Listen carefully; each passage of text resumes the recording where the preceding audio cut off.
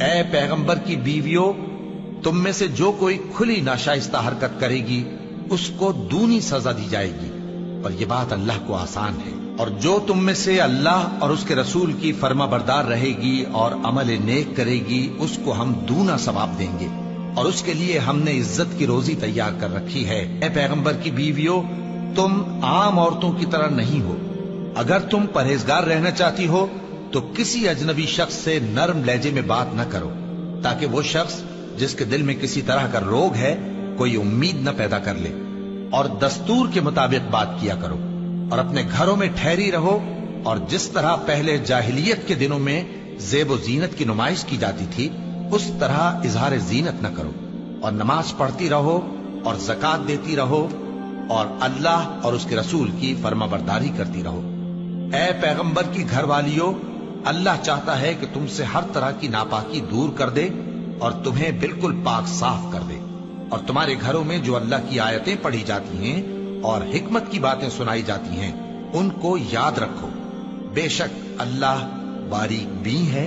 باخبر ہے۔ جو لوگ اللہ کے آگے سر اطاعت خم کرنے والے ہیں، یعنی مسلمان مرد اور مسلمان عورتیں اور مومن مرد اور مومن عورتیں اور فرمانبردار مرد اور فرمانبردار عورتیں اور راست باز مرد اور راست باز عورتیں اور صبر کرنے والے مرد اور صبر کرنے والی عورتیں اور عاجزی کرنے والے مرد اور عاجزی کرنے والی عورتیں اور خیرات کرنے والے مرد اور خیرات کرنے والی عورتیں اور روزے رکھنے والے مرد اور روزے رکھنے والی عورتیں اور اپنی شرمگاہوں کی حفاظت کرنے والے مرد اور حفاظت کرنے والی عورتیں اور اللہ کو کثرت سے یاد کرنے والے مرد اور کثرت سے یاد کرنے والی عورتیں۔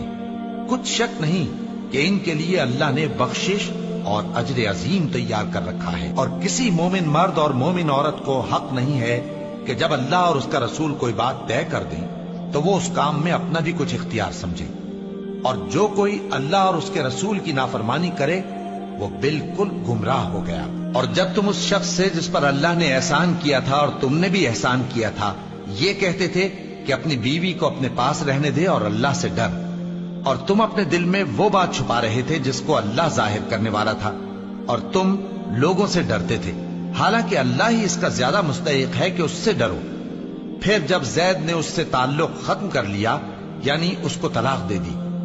تو ہم نے اسے تمہاری زوجیت میں دے دیا تاکہ مومنوں پر ان کے منہ بولے بیٹوں کی بیویوں کے ساتھ نکاح کرنے کے بارے میں جب وہ بیٹے ان سے اپنا تعلق ختم کر لیں یعنی طلاق دے دیں کچھ تنگی نہ رہے،